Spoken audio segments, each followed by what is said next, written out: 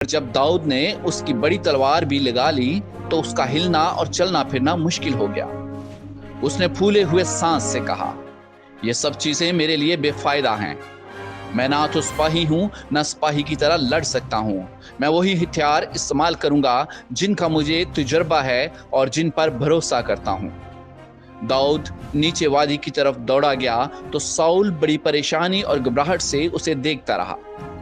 جاتے جاتے داؤد نے اس نالے سے 5 چکنے چکنے پتھر چن کر اپنے چرواہے کے تھیلے میں ڈال لیے جو اس کے پاس تھا۔ پھر اس نے اپنے فلاحن کا جائزہ لیا اور اپنی لاٹھی لیے ہوئے اس دیوقامت فلسطی پہلوان کی طرف دوڑا۔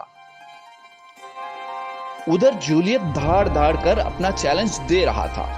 اس نے نگاہ کی تو دیکھا کہ روز کی طرح آج اسرائیلی سپاہی ڈر کر بھاگ نہیں رہے، بلکہ ایک آدمی اس کا مقابلہ کرنے کو آ رہا ہے۔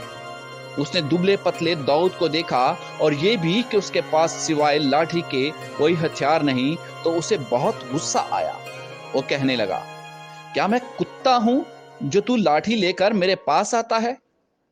پھر وہ اپنے دیوتاؤں کے نام لے کر اس پر لعنت کرنے لگا اور للکار کر کہنے لگا، تو میرے پاس آ اور میں تیری لاش ہوا کے پرندوں اور جنگلی درندوں کو دوں گا۔ داؤد نے بڑی بہادری سے پکار کر اسے کہا، تو اپنے بڑے زور میں تلوار اور نیزہ لیے ہوئے مجھ سے لڑنے کو آتا ہے، لیکن میں خدا کے نام سے آتا ہوں جس کی تو نے تحقیر کی ہے۔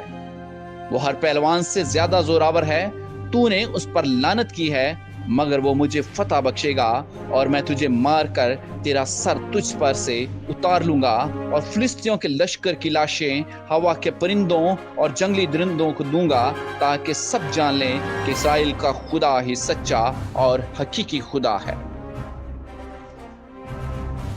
پھر داؤد جولیت کی طرف دوڑا۔ اس نے تھیلے میں سے ایک پتھر لے کر فلاحن میں رکھا اور فلاحن کو بڑی مہارت سے اپنے سر کے گرد گھمایا اور فلسطی کے سر کا نشانہ لے کر چلایا۔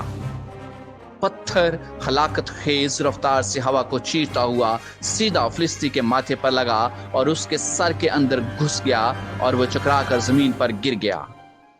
وہ یوں بے حس اور حرکت پڑا تھا جیسے مرا ہوا کتا۔ داؤد دوڑ کر اس فلسطی کے اوپر کھڑا ہو گیا اور اسی کی تلوار کھینچ کر اس کا سر کاٹ ڈالا۔ فلسطینیوں نے دیکھا کہ ان کا زبردست پہلوان مارا گیا تو وہ نہایت خوفزدہ اور بدحواس ہو کر میدان جنگ سے بھاگے۔